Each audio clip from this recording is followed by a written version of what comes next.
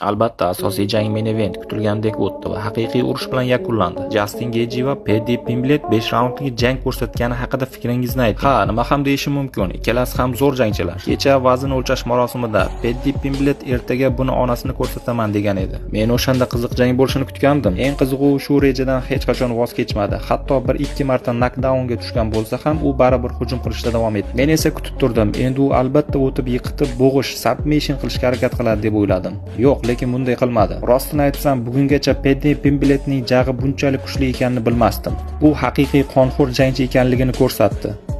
Endi savol tug'iladi. Navbatdagi jang vaqtinchalik kamar va kamarni birlashtirish uchun jang bo'lishi shartmi yoki agar u jarohat olgan bo'lsa va bir muddat jang qila olmasa-chi? Aytishlaricha u 100% sog'lom. Biz Paddy Pimblettni to'g'ridan-to'g'ri kasalxonaga yubordik. Getjini ham yuboramiz. Getji esa shunday dedi. Ishoning, men juda ko'p janglarni ko'rdim, lekin hozir yaxshiman. Demak, hozirgi ma'lumotlarga qaraganda u sog'lom. Nima deb o'ylaysiz? Getji va Arman jang qilsa kim g'olib bo'ladi?